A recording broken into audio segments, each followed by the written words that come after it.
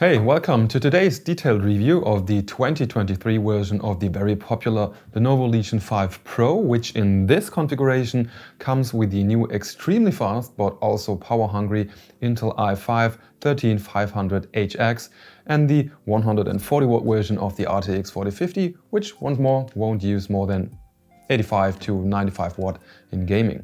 Furthermore, in this configuration we are getting 16 GB of DDR4 RAM with 5600 MHz, which in the task manager wrongly displays as 4800 MHz for some reason. A 16-inch IPS screen with very high 240 Hz, WQXGA resolution, which is like 2560 by 1600, G-Sync, and unfortunately only 512 GB of SSD disk space, which can't be expanded with a second M.2 since the laptop offers a second M.2 slot, and a very fast Wi-Fi 6 card and a 300 watt PSU, which is really heavy. You can also get this laptop with an RTX 4060 or 4070, as well as a i7-13700HX and the i9-13900HX, which will cost around $300 to $600 more, whereas today's version is the cheapest one with 1,699 euros. It's clearly not a budget laptop, but definitely has a lot of good components. There are also going to be AMD models with the newest Ryzen 7 and 9 series available. The cheapest AMD version costs 1,699 as well, but offers an RTX 4060 instead and a Ryzen 7 7745HX, which is actually even a bit faster on paper than the i5 in this unit. So it will probably get you more bang for the buck, beside being the same laptop in most other aspects. The specific model name of today's tested version is the Legion 5 Pro 16IRX8. The build quality of this laptop is pretty great, as it has been common with the Lenovo Legion 5 Pro for the last couple of years. The lid is once more made out of aluminum, and the area around the keyboard is plastic though. It has a total maximum height of 2.5 centimeters when closed and weighs 2.6 kilograms, which is a bit on the heavier side for a 16-inch laptop. And the AC adapter weighs another kilogram, getting you a total of 3.6 kilograms. Oof. You can easily see fingerprints on the cover, but you can also easily get rid of them. The design is more subtle than last year's model and doesn't scream gamer at all, beside the 4-zoned RGB lit keyboard, which you can of course configure to your lighting. I bet Dave 2D is going to like it. But the overall design is very similar to last year's model, with only some minor changes considering the connections and some minor shape changes. The 240 Hz WQXGA display offers G-Sync, and I measured a fantastic maximum brightness of up to 572 nits with my Spider X Pro, whereas Lenovo says it offers 500 nits at minimum, which is considered even bright enough to use it outside to some extent. The screen on my test unit has little to no visible backlight bleeding. The measured color accuracy is a good 100% in sRGB, 71% NTSC, and a 76% coverage of the Adobe RGB color space. The screen comes pre-calibrated and is HDR capable. It is also Pantone certified, making it especially useful for content creators that also do print design. PS, you can very easily open the display's lid with one hand. And the laptop takes around 5 seconds to wake up from sleep mode. The keyboard has a real RGB functionality with 4 RGB zones, but that means you cannot assign separate colors for each key. It comes with a numpad and writing felt firm and comfortable. The keyboard flex is basically not existent. It's probably one of the most firmest laptop keyboards I have ever seen. You can change 3 different RGB modes directly on the keyboard, but not the brightness of the illumination. The touchpad is decent and has a satisfying click feel to it, though it doesn't have a glass coating anymore. The Lenovo Legion 5 Pro offers a vast variety of connections. On the left side, we are getting a USB-C 3.2 port with DisplayPort support and a USB-A 3.2 port. On the right side, we are getting a 3.5mm audio jack and another USB-A 3.2 as well, and a kill switch to turn of the integrated webcam. At the back, we'll get the power plug, another USB-C 3.2 port with DisplayPort support, and 2 additional USB-A 3.2 ports, whereas one of them has a always-on support as well as an HDMI 2.1 port and an Ethernet jack or Ethernet port with the clip facing downwards. So connection-wise, this is pretty premium. The 2 2-watt speakers are actually quite alright. The overall loudness is okay and the sound is mostly clear. As usual for this price segment, it still lacks some bass, but it's definitely usable for such a laptop. This is what the integrated camera looks like and the integrated microphone sounds like. And by the way, it's a 1080p camera. The Lenovo Software allows configuring the mux switch modes, the RGB colors, GPU overclocking and the overdrive mode, which lowers the display latency down to exceptional 3 milliseconds. It also allows you to configure energy and battery options.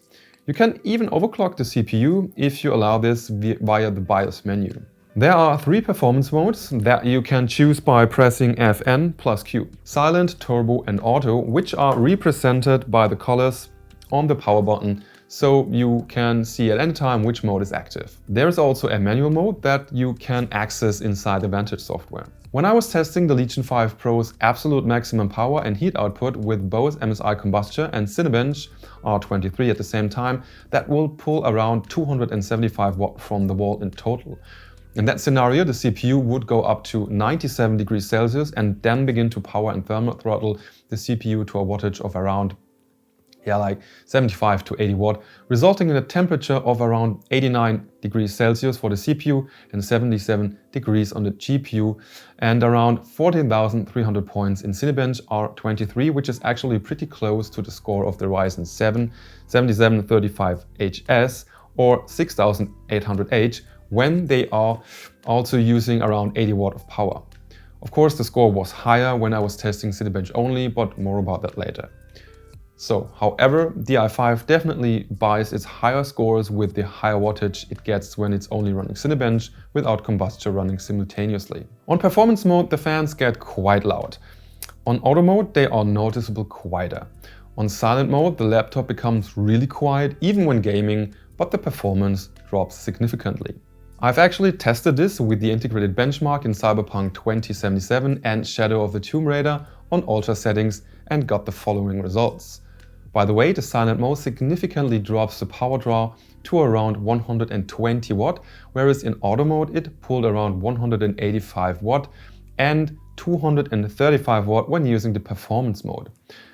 As the difference between performance and auto mode is absolutely irrelevant, I would actually suggest using the auto mode only considering wattage and fan noise.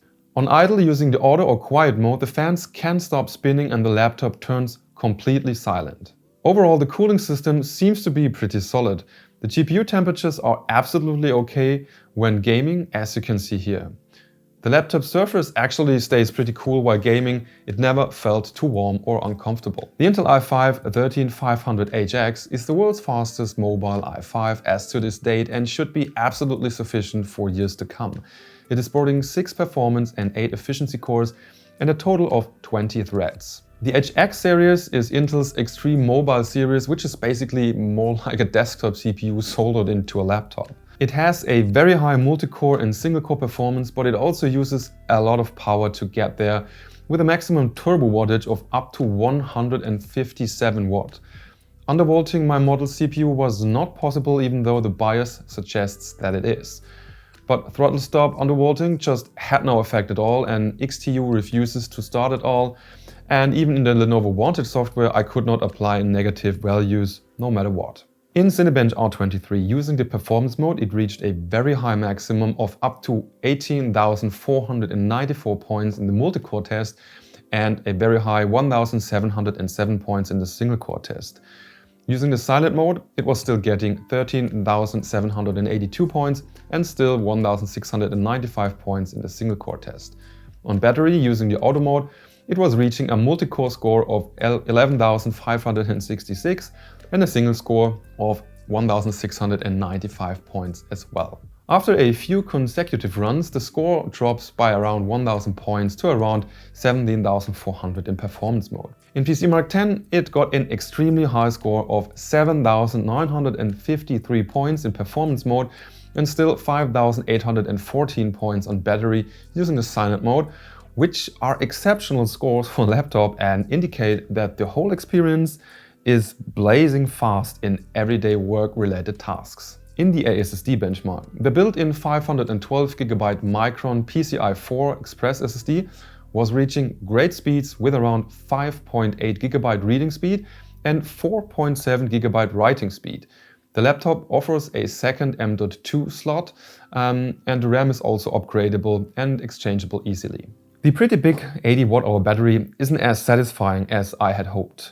The HX version of the new Intel CPUs just draws too much power on battery. On idle, the laptop was using a minimum of 11 watt, even with a lot of tinkering and adjusting, resulting in a relatively short idle runtime of only 7 hours with a display brightness of 20% and activated Wi-Fi. But that's pretty unrealistic in reality, to be honest. You would have to configure your laptop every time before using it on battery and not touch it to achieve those runtimes.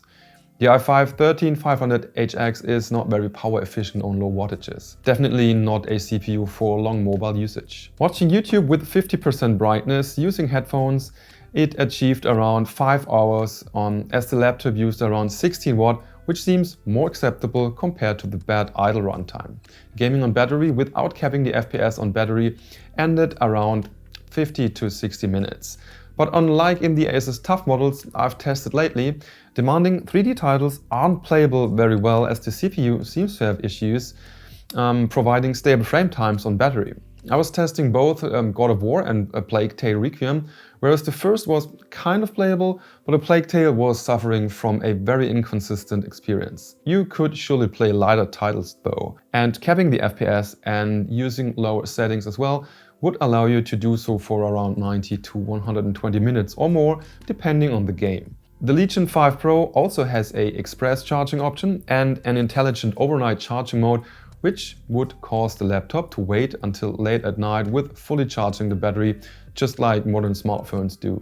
PS, when plugged in, the Legion 5 Pro would pull up to very high 270 watt from the wall on the full load when gaming in Cyberpunk 2077 in the beginning. It dropped to around 220 to 235 after a few minutes, which is no problem for the included 300 watt PSU, but that is a full 50 watt more than other RTX 4050 laptops that I've tested, while providing basically the same performance, which is actually absolutely unacceptable in my opinion. So that's why using the auto mode would make much more sense. Before we talk about the gaming performance, I have to point out that in some scenarios with higher FPS, I've experienced a very noticeable coil whine. But you wouldn't notice this once the fan starts spinning a bit faster or if you're using the speakers or headphones. The overall gaming performance is pretty identical to other RTX 4050 laptops. I made a dedicated video on the gaming performance of this GPU using an MSI Katana, so check that one out if you're interested. But I have to point out once more that this laptop did not have the same frame time issues that I've had with the MSI laptops, at least when using 1080p. But if you've paid attention, you know that this laptop has a much higher native resolution than 1080p, so playing games at the native 2560 by 1600 pixels, it will result in much slower FPS, and in some cases really bad frame times and FPS drops, since the 6GB VRAM are just too small for many games in a resolution like 1600p. And the new The Last of Us for PC won't even start when using it, it just crashes. But to be fair, it even crashed when I was testing the game at 1080p. I've also compared this laptop's full HD performance directly to the ASUS TUF A17 with an RTX 4050 140 watt as well. So you can check that one out over here if you're interested. The dedicated RTX 4050 is the new entry-level GPU by NVIDIA, and it is the first 50 series mobile card to offer 6GB of VRAM, which is finally, well, kinda acceptable for full HD gaming, considering it's an entry-level GPU, at least today. While again, this laptop has a 2560 by 1600 pixel screen, which is an issue in many games if you're using the native resolution. But using 1080p or 1200p actually still looked sharp enough in my opinion. It's absolutely acceptable. I have compared a bunch of games in 1080p versus the native 1600p resolution, and you can see the results here. Many games are actually playable pretty good, but in some games you'll have terrible frame times despite the good average FPS, meaning it will feel stuttery.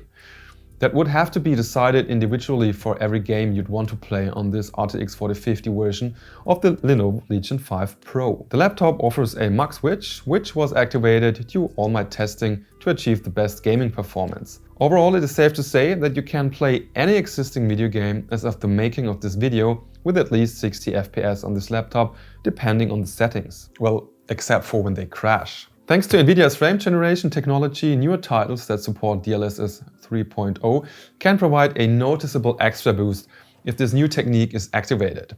I personally really like the feature, though I know that many people are skeptical about it. Me personally didn't feel the around 10 milliseconds additional input lag that frame generation can cause. If you are hitting the FPS cap, the input lag will rise quite a bit though. If you're interested in that, you should watch the video from Digital Foundry where they cover this topic very thoroughly. As mentioned before, you'll need to know that the RTX 4050 never reaches the full 140 watt while gaming. It seemed to use even a little less wattage than the usual 85 watt I've seen in other laptops. And now we're going to have a quick look at the performance in some games on this specific Lenovo Legion 5 Pro. However, in a nutshell, you don't need to worry about the wattage. Okay, so in Battlefield 2042 I was testing a bunch of settings. First we're looking at the game in the laptop's native 1600p resolution and medium settings, and I saw an average of around 90 FPS and a 1% low of 47. I mean, that is actually playable despite the high resolution. 90 FPS is certainly better than 60 FPS, and thanks to the adaptive sync monitor there is no tearing and the experience is pretty alright. On 1080p and medium settings, I of course saw a higher result with around 122 FPS on average and a 1% low of 55 FPS. Battlefield usually doesn't have very good 1% low FPS from my experience, but they can get a bit better after a while of playing. And last but not least, I've also tried the high preset on Full HD and saw an average of 114 FPS and a 1% low of 59. So yeah, the game is definitely perfectly playable on this laptop on both resolutions. I was testing CSGO on Full HD and high settings and saw a high average FPS of 288 and a 1% low of 129 FPS. I guess that's about what I've expected. The relatively low 1% low FPS are once more common for CSGO, but you can't see or feel them. It was perfectly fluid and perfectly playable as well. So let's just jump right to the next game. I was testing Hogwarts Legacy in the native resolution with high settings, DLSS on quality and frame generation activated, and saw a pretty good average of around 75 FPS and a 1% low of around 40. It felt alright and fluid and everything, but I was having texture issues in many occasions.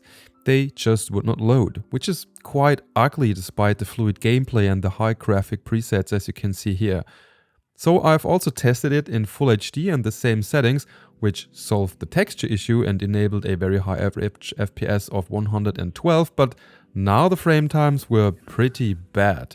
Well, I blame the game as it's known to have issues on quite a lot of systems. So next. In PUBG I was using the native resolution once more, combined with high settings, and saw an average of 86 FPS and a great 1% low of 60 FPS. The frame times were perfectly smooth and the experience was flawless. This game really has been optimized over the years, but of course, as it is from early 2017, it starts to show off its age. I was testing Red Dead Redemption 2 on high settings and the native resolution combined with DLSS in quality mode and saw an average of around 55 FPS and a 1% low of 26 FPS, and as you can see here, it was pretty stuttery and I probably wouldn't play it that way. The VRAM wasn't full though, so I actually blame the small memory bus of the RTX 4050 Mobile. The experience improved quite a bit when using 1920 by 1200 pixels and high settings with DLSS, where I saw a much higher 83 FPS on average and a better 44 FPS on the 1% low. So that's actually the way I would play the game on this laptop. In Blender, I was comparing the NVIDIA RTX 4050 mobile of this laptop with the RTX 4060 in a MSI Katana 17 and the RTX 2060 of my personal ASUS TUF A15. And as you can see in all tests, the 4050 and 4060 are relatively close with a noticeable distance to the RTX 2060. Using Blender with the RTX 4050 is absolutely possible, but you will have some issues when you're trying to render very big composings, as the VRAM will be too small. But in that case, you could of course always use the CPU to render, which would take quite longer, but it will use the bigger regular RAM of the laptop and finish the render. In the Budget Systems benchmark for Adobe Premiere Pro 2023, the Lenovo Legion 5 that I have before me scored an insanely high 1149 points, which is much more compared to other RTX 4050 laptops that I've tested, which is mostly thanks to the very fast Intel i5. So if Premiere is important to you, this laptop is definitely worth a consideration. So the new Lenovo Legion 5 Pro from early 2023 is definitely meant to be a desktop replacement for gamers and content creators that prefer to have a decent quality without looking into the total premium upper class section of gaming laptops. The build quality is absolutely top-notch with almost no downsides, but that comes with a pretty high price starting at around 1,699 euros or probably dollars right now, which is just too much.